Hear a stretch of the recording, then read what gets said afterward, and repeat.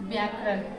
सबसे पहले हिंदी व्याकरण में आप लोगों को बताया कि व्याकरण के द्वारा वह नियम और माध्यम है जिसके द्वारा हम शुद्ध लिखना, शुद्ध बोलना और शुद्ध पढ़ना सीखते हैं। व्याकरण के अंतर्गत भाषा किसे कहते हैं? सबसे पहले तो भाषा की परिभाषा बताओ। परिभाषा का मतलब होता है किसी का भी परिचय बता देना, यानी भाषा किसे कहते हैं? भाषा के द्वारा हम अपनी मन के विचारों को, बातों को दूसरे तक पहुंचाते हैं और उसके दूसरे की बातों को हम खुद समझते हैं। किसके द्वारा? भाषा के द्वारा। और लिपि किसे कहते हैं? लिखने की जो अक्षर के लिखने की जो चित्रात्मक ढंग होते हैं उसे हम लिपि कहते हैं।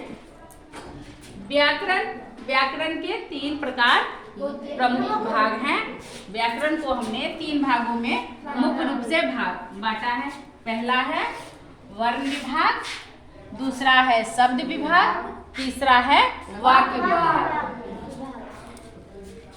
वर्ण विभाग के अंतर्गत वर्ण कितने हैं, वर्ण किसे कहते हैं? सबसे पहले वर्ण किसे कहते हैं? वह छोटी से छोटी ध्वनि जिसके को हम खंडित नहीं कर सकते उसे हम वर्ण कहते हैं।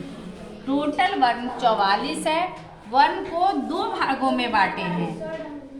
एक है स्वर वर्ण, दूसरा है व्यंजन वर्ण।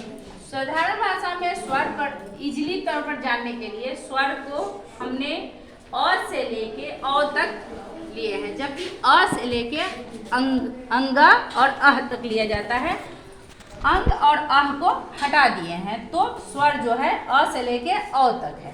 अब व्यंजन जो है क से लेके, साधारण समझने के लिए लिखो कि क से लेके ग तक है, ठीक है। लेकिन नहीं, क से लेके छ अक्षर, त्र, ज्ञ और श्र, ये 4 को संयुक्त व्यंजन कहा गया है। ठीक, जब इसकी जानकारी हो जाती है वर्ण में, तब हम लोग इसी वर्ण विभाग के अंतर्गत संधि पढ़ते हैं। संधि का मतलब होता है जोड़। जब 2 वर्णों को हम जोड़ते हैं तो बनता है संधि। 2 शब्दों को मेल को हम संधि कहते हैं, और जब 2 वर्ण मिलते हैं तो बन जाते हैं शब्द, ठीक है।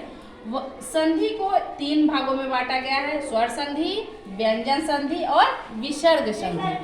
ये हम लोग वर्ण विभाग के अंदर इतना पढ़ते हैं।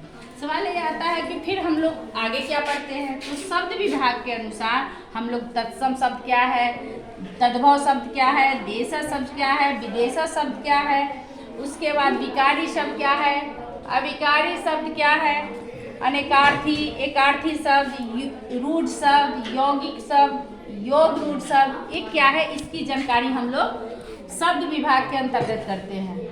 साथ में शब्द के जो भेद हैं, हम लोग जो संज्ञा, सर्वनाम, विशेषण, क्रिया विशेषण, संबोधन, समुच्चय बोधक, विस्मय बुद्धि बोधक, जो 8 प्रकार पढ़ते हैं और